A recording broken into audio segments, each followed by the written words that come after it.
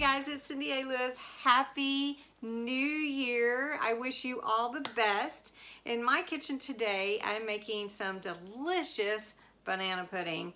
My family loves it, and I found it on allrecipes.com, so I'll share that link below in case you want to try it out for yourself. I always kind of put a little bit of spin on it, but on this one, not too much.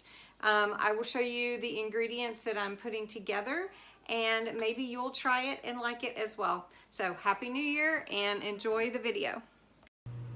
So I've pulled all my ingredients out and I picked this recipe up from All Recipes, link below. So first you need 4 bananas for this banana pudding. You will need 1 8-ounce package of cream cheese, your preference. You also need 1 can of sweetened condensed milk. I did use the fat-free, but that's up to you as well. Then you will need 1 package of instant vanilla pudding mix. This is a 5-ounce, and 3 cups of milk. You will also need some whipped topping. I used Cool Whip Extra Creamy. The recipe calls for 1, but I used 2. And then also some vanilla. You'll need 1 teaspoon. And of course you need Nilla wafers or an off-brand if you choose. Next, you slice all your bananas. And once you have all your bananas sliced, set them aside. And now we're going to mix the actual pudding. So go ahead and put in your 8-ounce cream cheese into your mixer, and you will beat that until it is fluffy. And it takes a few minutes if you haven't done it before. So once you have that nice and fluffy, add in your condensed milk, your sweetened condensed milk. Then go ahead and add in your pudding and your milk. And just pour it in and let it mix all together. You will also want to make sure you add in your vanilla. So here, that's what I'm doing here. I'm adding the milk, the pudding, the sweetened condensed milk, all to the cream cheese that I had already beaten in my bowl. You let that mix really well, and don't forget your vanilla. Just pour that right on into the mixture.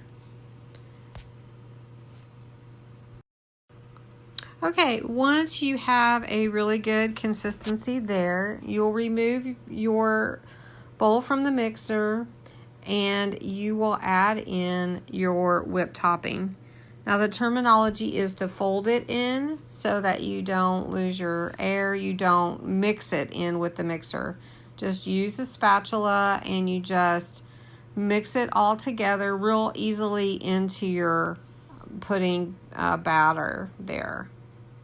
And again, I'm not a cook or a baker. I just love to cook and wanted to share some recipes with you guys.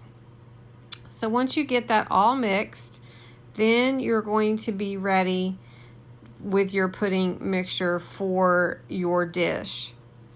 So you'll set that aside if you haven't already, and then you'll put in all of your Nilla wafers into your 9x13 pan and your bananas.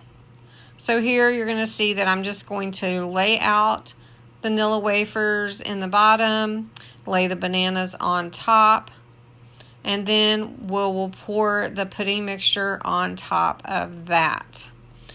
So what I do is I pour the mixture on top of that, and then I take another layer of Cool Whip or whipped topping and put that on top. You will see here that in just a moment.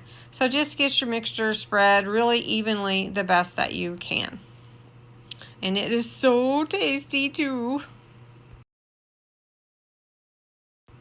Okay, so that other tub of whipped topping, I spread on top of my banana pudding, and then I take the leftover vanilla wafers and put them all on the top for a garnish. Now you can decorate it up even more than I did, but I just wanted to get them on top, and you know, you can add whatever decorations, you can make it much more elegant than I did, but my main thing was taste, and it's so good.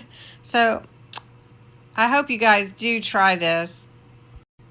It's really yummy.